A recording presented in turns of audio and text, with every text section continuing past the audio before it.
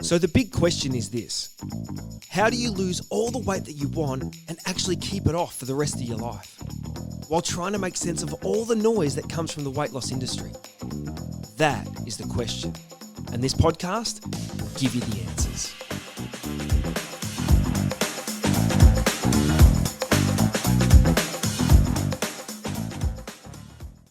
G'day guys, and welcome to the next episode of the Weight Loss Secrets podcast. My name's Baron Grant and I'm wrapped to be with you for another day. Another tip, another idea, something, anything that's going to help you to make some changes in your life that can finally be long lasting. To not just lose the weight and put it back on, but make long-term changes so that you can lose that weight and never put it back on. That's what we want. And before I jump into today's topic, make sure you head to ditchingthediet.com where you can download a copy of my new book. You can get on board and look at a program that I might have on offer for you, and you can book a call directly with me and we can have a chat on the phone and I can actually help you on the journey to lose all the weight you want and keep it off forever. That's what we're about. All right, so today, the topic came from a mate of mine who I just was away with for the weekend. If you've been keeping up with the podcast, you'll know that on the weekend I went away and we stayed at a beautiful place camping off the grid, which was awesome. I spent all my day on the phone, so being off the grid was really fun. And we went to a place called Cooper's Creek near Walhalla in Victoria, and we kayaked down one of the most beautiful rivers you'll ever want to kayak down. It was just picturesque and it was amazing.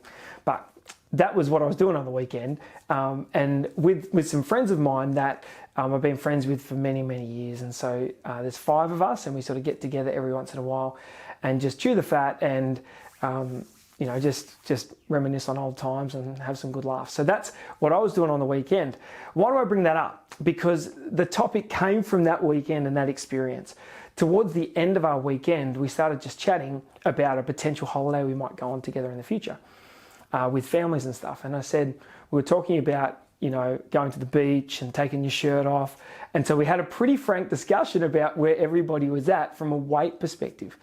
And some of the boys need to lose a few kilos. I think with your mates, you can be a little bit more upfront. And so we had a pretty frank discussion about them losing weight. So we've made a bit of a pact and no more dad bods, and everyone's going to get on board and lose the weight and get to where they want to be. So they're kind of on the hook with you guys now as well. But in that discussion, we spoke about some of the key principles about losing weight. And so we're going to work together and help each other on that journey. But in having that discussion, one of my friends on the way home, as we were driving home, he called me up and he's in, I'm doing this, Baz. Tell me what I got to do. How does it work? And so as we were talking, he said, I've got a question. And he asked this question about exercise. Now, I always talk about walking as the best exercise because frankly it is. It's not harsh on your body. You don't need special equipment. There's just so many benefits for it. Pretty much everybody can do it unless you've got some sort of an injury where you can't walk at the moment, but it's something that almost everybody can do. And so, but he called me up and he said, hey Baz, do I have to just walk? Can I do other stuff instead of just walking? What I say to people is I don't generally want people to go and smash their body in a gym because it can cause a bit of inflammation, and that's a bit of water retention and that inflammation and water can mess with the scales. I'm not saying it's bad. It's terrific when we train in the gym. But from a psychological perspective, it can be a bit challenging when you look at the scales and they're not going down. That's because you're carrying some extra water and inflammation. So I sort of go, we'll get to that later. Let's just walk for now. And when he asked this question, we discussed some other options that you could do in regards to movement. So I want to be really clear here. It's not just about walking. I just use walking as the best way to do it for a few different reasons. Walking's great because you can track it. Walking's great because everybody can do it. You don't need any equipment, and it's not harsh on your body, and you can do it consistently every day without being busted. And so that's why walking is so good. But it's about movement. And this is what I explained to my mate on the phone. It's about movement. So I want you to think, if you're not a walker, that's okay. If you've got an exercise bike, you can jump on the exercise bike. My mate's question went a bit further though, and he said, well, what's equivalent? And so it's pretty hard to figure out complete equivalence across different machines when you're doing it, or different type of exercise, like swimming to riding to rowing to running. It's pretty hard to get an equivalent because you're working different muscle groups in those different exercises. So the guide I say is keep it really, really simple. Remember, food's going to be the biggest key to your weight loss. Exercise helps and helps you get your mindset in the right place. But it does contribute maybe 10 to 15% of your weight loss when you continually exercise daily. So make it equivalent. What I'm trying to get people to do is walk an hour every day, right? As a starting point. If you walk more, you'll lose more weight. Simple as that. But that's my starting point. So if that's your starting point, then I go, all right, let's move that hour to something else. So if you don't want to walk for the day, then jump on a bike and ride for an hour, whether it's half an hour in the morning, half an hour at night, longer if you can, always longer if you can.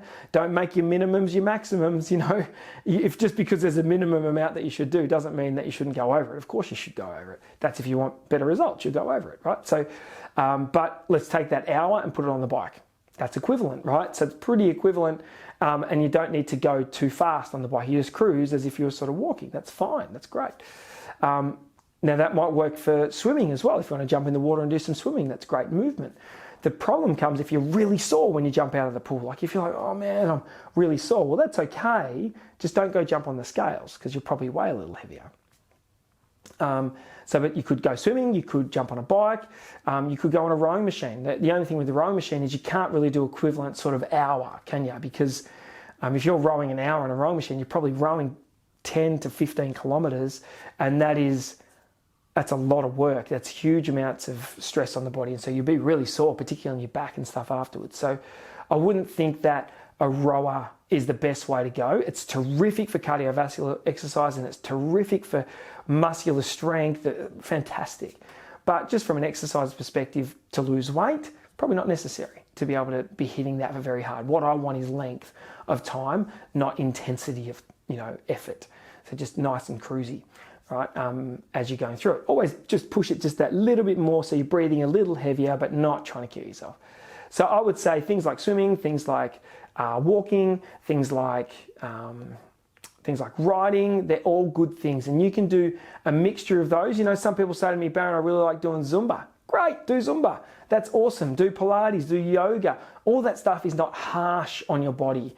And you're not going to get huge amounts of inflammation and water retention from doing that sort of stuff. So but you got to do it every day. This is the key, and that's why I think walking is so simple because you can measure it as well. So you can track steps really easy in comparison to the other stuff. You can't measure it quite as easily unless you've got some fancy watches, right? So I think walking is still the best and still the easiest. But if you are a person like my mate who needs alternatives because he gets a little bored and a little toey and he's got to do something different, then that's okay. You can be like my mate and you can jump on and do something different. You can jump on, do some bike. You can do some elliptical train is great as well. You can jump on a bike, or what was the other thing I was going to say? Swim. You can swim as well, and that's great. So there's a few different exercises that you can do. Incorporate them all in. Don't try and bash your body up. That's not what we want here. We want consistent daily movement. If you're too sore the next day from the work that you've done the previous day, it's the wrong exercise, right? Unless that exercise is walking, because you can't do much that's less intense than that. So just scale it back a bit. So that's the tip for today. Find something and move. It's about movement. We move way too little now in life. Way too little, and we need to move more. So because we live sedentary lives in comparison to what we would have 100 years ago, we actually need to move more. We need to deliberately get out of our chairs from sitting behind our computer, and we need to get up and go for a walk, get out in the air, and you'll feel better for it. I promise you that. So that's my tip today. There's other things you can do besides walking. Walking's still the best, but you can do other things as well on the journey. Go out and get it.